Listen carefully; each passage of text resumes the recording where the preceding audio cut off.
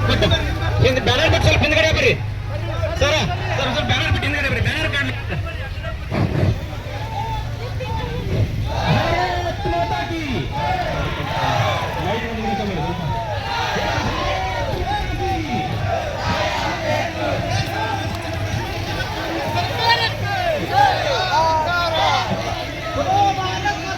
ಗುಡಪ್ಪ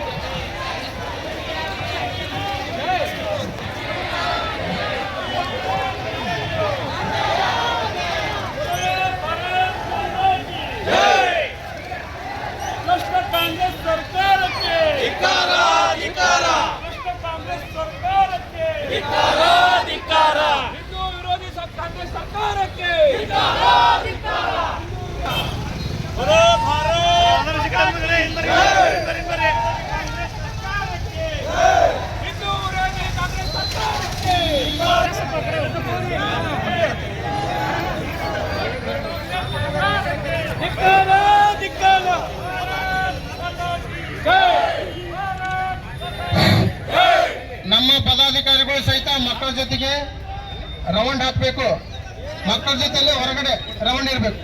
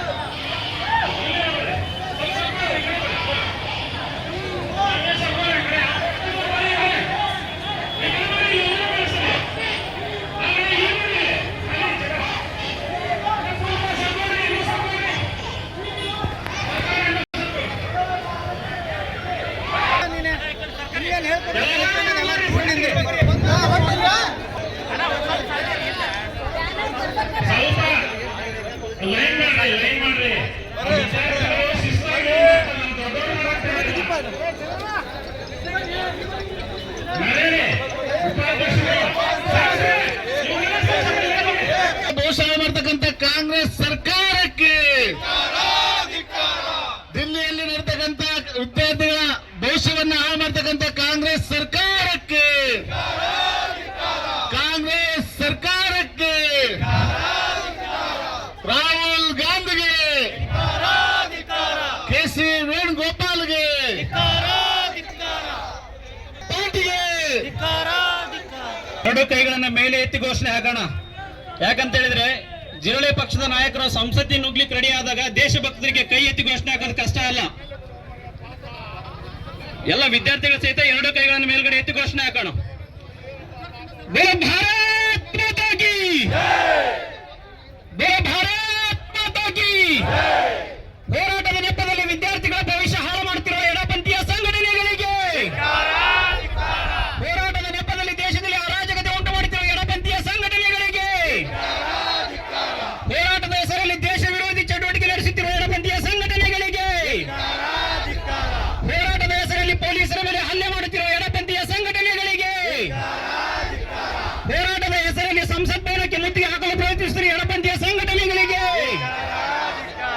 ವಿದ್ಯಾರ್ಥಿ ಶಕ್ತಿ ಗುಡುಗಿದರೆ ವಿಧಾನಸೌಧ ನಡುಗು, ವಿದ್ಯಾರ್ಥಿ ಶಕ್ತಿ ಗುಡುಗಿದರೆ, ವಿದ್ಯಾರ್ಥಿ ಶಕ್ತಿ ಗುಡುಗಿದರೆ, ಬೋಲೋ ಭಾರತ್ ಮಾತಾ ಕಿ, ಬೋಲೋ ಭಾರತ್ ಮಾತಾ ಕಿ. ಕಾರ್ಯಕರ್ತರೆ, ತಮಗೆಲ್ಲ ಗೊತ್ತಿದೆ ಲೀಕ್ ಆಗಿದಾವ. ಅದರ ಬಗ್ಗೆ ತುಟ್ಟಿ ಬಿಚ್ಚದ, ಆ ಅಪರಾಧಿಗಳನ್ನ ಗುರುತಿಸದ, ಅದರೊಳಗೆ ಭಾಗಿಯಾದವ್ರಿಗೆ ಶಿಕ್ಷೆ ಮಾಡಲಾರ್ದ, ಈಗ ಏಕಾಏಕಿ ಆ ಜಿರಳೆ ಪಾರ್ಟಿ, ಅದನ್ನೇನು ಕಾಕ್ರೋಚ್ ಜನತಾ ಪಾರ್ಟಿ ಸಿಜೆಪಿ ಅಂತ ಕರಿತೀವಿ, ಅದರೊಳಗೆ ಇರ್ತಕ್ಕಂತ ಎಲ್ಲಾ ಪುಂಡ ಪೋಕರನ್ನು ಸರ್ಕೊಂಡು ಒಂದು ಹೋರಾಟ ಮಾಡ್ತಿದ್ದಕ್ಕೆ ಈ ಕಾಂಗ್ರೆಸ್ನವರಿಗೆ ಏನೂ ಆಹಾರ ಇರಲಿಲ್ಲ. ಕೇಂದ್ರ ಸರ್ಕಾರದ ವಿರುದ್ಧ ಮಾತಾಡ್ಲಿಕ್ಕೆ ಯಾವ ವಿಷಯನೂ ಸಿಕ್ಕಿರ್ಲಿಲ್ಲ. ಒಂದು ಸುಭದ್ರ ಸರ್ಕಾರ, ಜಗತ್ತಿಗೆ ಜಗದ್ಗುರು ಆಗತಕ್ಕಂತ ಕಾರ್ಯದಲ್ಲಿ ನಿರತವಾದಂತ ಸರ್ಕಾರದ ವಿರುದ್ಧ ಈ ಒಂದು ವಿಷಯನ್ನ ತೆಗೆದುಕೊಂಡು ಇದು ಇಡೀ ದೇಶಕ್ಕೆ ಒಂದು ದೊಡ್ಡ ಆತಂಕ ಅನ್ನೋ ರೀತಿಯೊಳಗೆ ಬಿಂಬಿಸ್ತಾ ಇರೋದು ಅತ್ಯಂತ ಖಂಡನೀಯಾರ್ಹ. ಮತ್ತು ಇದನ್ನ ನಾವೆಲ್ಲರೂ ಒಟ್ಟಾಗಿ ಇದನ್ನ ಖಂಡಿಸ್ಬೇಕು, ಇದನ್ನು ವಿರೋಧಿಸಬೇಕು. ಯಾಕಂತ ಹೇಳಿದ್ರೆ ನಿಜವಾಗಿನೂ ವಿದ್ಯಾರ್ಥಿಗಳ ಬಗ್ಗೆ ಅವ್ರಿಗೆ ಎಳ್ಳಷ್ಟು ಕಾಳಜಿ ಇಲ್ಲ. ನಿಜವಾಗಿ ವಿದ್ಯಾರ್ಥಿಗಳ ಅಖಿಲ ಭಾರತ ವಿದ್ಯಾರ್ಥಿ ಪರಿಷತ್ ನಗರ ಕಾರ್ಯದರ್ಶಿ ನಾನು. ಇವತ್ತು ನಾವೇನು ಸಂಸತ್ ಮುತ್ತಿಗೆ ಕುರಿತು ಹೋರಾಟ ಮಾಡ್ಲಿಕ್ಕೆ ಬಂದಿದ್ದೀವಿ. ವಿದ್ಯಾರ್ಥಿಗಳು ಯಾವ ರೀತಿ ಮನಸ್ಥಿತಿಯನ್ನ ಮಾಡ್ಕೊಂಡಿದ್ದಾರೆ ಅಂದ್ರೆ, ಈಗ ಇವರು CJP ಪಕ್ಷದವ್ರು ಏನಿದಾರಲ್ಲ, ಅದು ವಿದ್ಯಾರ್ಥಿಗಳ ಮೆಂಟಾಲಿಟಿ ಯಾವ ರೀತಿ ತಂದಿದ್ದಾರೆ ಅಂದ್ರೆ, ವಿದ್ಯಾರ್ಥಿಗಳು ದೇಶದ್ರೋಹಿ ಘೋಷಣೆಗಳನ್ನ ಮಾಡ್ತಿರಕ್ಕಂಥವ್ರಾಗ್ಲಿ, ಮತ್ತು ಭಾರತ ತೇರೆ ತುಗಡೆ ಹಂಗೆ ಅಂತಂದು ಘೋಷಣೆ ಕೂಗ್ತಾ ಇರೋದಾಗ್ಲಿ, ಭಾರತ ಮಾತೆ, ನಾವು ಯಾರನ್ನ ಭಾರತ ಮಾತೆ ಅಂತ ಕರಿತೀವಿ, ಭಾರತ ಅಂದ್ರೆ ಅವ್ರು ಯಾರು ಸ್ಟೂಡೆಂಟ್ಸ್ಗಳು ಅಲ್ಲ, ಅವ್ರು ಯಾರು ಅಂದ್ರೆ ಪೇಡ್ ಟೆರರಿಸ್ಟ್ಗಳು. ಇವು ಡೀಪ್ ಸ್ಟೇಟ್ಸ್ ಅಂದ್ರೆ ಎಲ್ರಿಗೂ ಇಲ್ಲಿ ಅರ್ಥ ಆಗುತ್ತೆ ಅನ್ಕೊಂತೀನಿ. ಡೀಪ್ ಸ್ಟೇಟ್ಸ್ ಕಡೆ ಅಂತ ಏನು, ಈಗ ಫಂಡಿಂಗ್ ಬರುತ್ತಲ್ಲ, ಫಂಡಿಂಗ್ ತಗೊಂಡು ಇಲ್ಲಿರುವಂಥ ನಾಗರಿಕರ ಮೇಲೆ ಮತ್ತು ದೇಶ ಕಾಯುವ ಸೈನಿಕರಂತ ಮೇಲೆ, ಪೊಲೀಸರ ಮೇಲೆ ಕಲ್ಗಳನ್ನ ತೂರ್ತಾ ಇದ್ದಾರೆ. ನಿಮಗೆ ನೋಡಿದ್ರೆ ಈಗ ಇವ್ರು ಯಾರು ಸ್ಟೂಡೆಂಟ್ಸ್ ಅನ್ನಿಸ್ತಾರ ನಿಮಗೆ? ಇವ್ರು ಯಾರು ಸ್ಟೂಡೆಂಟ್ಸ್ಗಳಲ್ಲ. ಇವರೆಲ್ಲ ಕಮಿಟ್ಮೆಂಟ್ ತಗೊಂಡು ಒಂದು ಪೇಮೆಂಟ್ ಇಸ್ಕೊಂಡು ಬಂದು ಇಲ್ಲಿ ಹೋರಾಟ ಮಾಡ್ತಿರೋವಂಥವ್ರು. ಹಾಗಾಗಿ ನಮ್ಮ ದೇಶದ ವಿದ್ಯಾರ್ಥಿಗಳನ್ನ ಹಾಳು ಮಾಡೋದು ಬಿಟ್ಟು ಉದ್ಧಾರ ಮಾಡುವಂಥ ರೀತಿಯಲ್ಲಿ ನೀವು ಕರ್ಕೊಂಡು ಹೋಗ್ಲಿ ಅಂತ ನಾನು ಕೇಳ್ಕೊತೀನಿ. ಹಾಳು ಮಾಡಲಿಕ್ಕೆ ಇದು ಯಾವುದೋ ಒಂದು ನೇಪಾಳ ಅಲ್ಲ, ಬಾಂಗ್ಲಾ ಅಲ್ಲ, ಶ್ರೀಲಂಕಾ ಅಲ್ಲ, ಇದು ಭಾರತದ ಜನಜಿಗಳು ಯಾವ ರೀತಿ ಆಗಿದ್ದಾರೆ ಅಂದ್ರೆ, ಈಗ ಭಾರತ ಪುನರ್ನಿರ್ಮಾಣ ಹಾಗೂ ರಾಮ ಮಂದಿರ ಕಟ್ಟುವಂಥದ್ದಲ್ಲಿ ಮತ್ತು ಎಲ್ಲ ಸಾಂಸ್ಕೃತಿಕ ಕಡೆಗೆ ವಾಲ್ತಿದ್ದಾರೆ ಈಗಿನ ಜನರೇಷನ್ ಹೆಂಗಾಗಿದೆ ಅಂದ್ರೆ, ಯಾರೋ ಬಂದು ಏನೋ ಒಂದು ಸೋಷಿಯಲ್ ಮೀಡಿಯಾದಲ್ಲಿ ಹೇಳಿ ಅದನ್ನ ನಂಬ್ತಾ ಇದ್ದಾರೆ. ದಯವಿಟ್ಟು ವಾಸ್ತವ ಏನೈತೆ ಅನ್ನೋದನ್ನ ಮೊದಲು ತಿಳ್ಕೊಳ್ಳಿ. ಲೀಕ್ ಆಗಿರೋ ಬಗ್ಗೆ ಎಲ್ಲ ಚರ್ಚೆ ಮಾಡಿ ಅವ್ರನ್ನ ಯಾರ್ಯಾರು ಲೀಕ್ ಮಾಡೋದ್ರೊಳಗ ಭಾಗವಹಿಸಿದ್ರಲ್ಲ ಅವ್ರನ್ನೆಲ್ಲ ಸಸ್ಪೆಂಡ್ ಮಾಡ್ಯಾರ.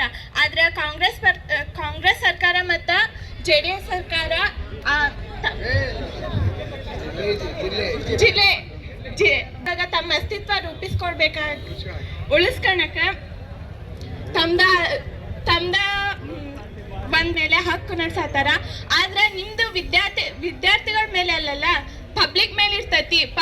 ಪಬ್ಲಿಕ್ ವೋಟ್ ಹಾಕಿದ್ರ ನೀವು ಬರೋದು, ಅದು ವಿದ್ಯಾರ್ಥಿಗಳ ಭವಿಷ್ಯಕ್ಕೆ ಬಹಳ ಮಾರಕ ಆಕತಿ. ಅವ್ರು ಚೆನ್ನಾಗಿ ಓದಿ ನೀಟ್ ಎಲ್ಲ ಬರ್ದಿರ್ತಾರ, ಅದಕ್ಕೆ ತಕ್ಕಂತ ಮಾರ್ಕ್ಸ್ ಪಡ್ಕೋಬೇಕು ಅನ್ನೋದು ಇರ್ತೈತಿ. ಹಿಂಗ ಲೀಕ್ ಮಾಡಿದ್ರೆ ಏನ್ ಪ್ರಯೋಜನ? ನಿಮ್ದೇನಿದ್ರು ಪಬ್ಲಿಕ್ ಮೇಲೆ ಇರ್ತೈತಿ. ಮೋದಿ ಅವ್ರದ್ದು ಸ್ಪೆಂಡ್ ಮಾಡಿ ಎಲ್ಲ ಇದು ಮಾಡ್ಯಾರ.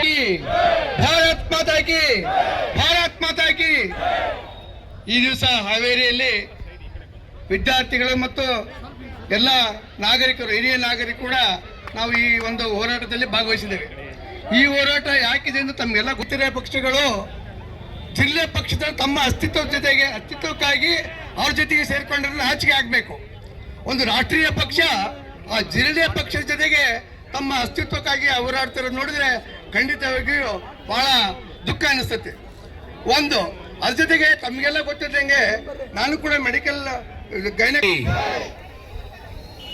Nation for youth, youth for nation ಇವತ್ತು ಯುವ ವಿದ್ಯಾರ್ಥಿ ಸಮೂಹ ಹಮ್ಮಿಕೊಂಡಂತ ಈ ಕಾರ್ಯಕ್ರಮದಲ್ಲಿ ಭಾರತದ ಘನತೆ ಗೌರವವನ್ನು ಎತ್ತಿ ಹಿಡಿಯುವಲ್ಲಿ ವಿದ್ಯಾರ್ಥಿನಿಯರು ಇವತ್ತು ಎದ್ದು ನಿಂತಿದ್ದಾರೆ. ಅವರಿಗೆ ನಾವು ಅಭಿನಂದನೆಗಳ ಮಂತ್ರಿ ಆದ ನಂತರ ಭಾರತದ ಘನತೆ ಗೌರವವನ್ನು ಎತ್ತಿ ಹಿಡಿದು ಇಡೀ ಜಗತ್ತಿನಲ್ಲಿ ಉನ್ನತ ಸ್ಥಾನಕ್ಕೆ ತರುವಂತ ಕೆಲಸ ಮತ್ತು ಆರ್ಥಿಕತೆಯಲ್ಲಿ 3ನೇ ಸ್ಥಾನಕ್ಕೆ ಬರುವ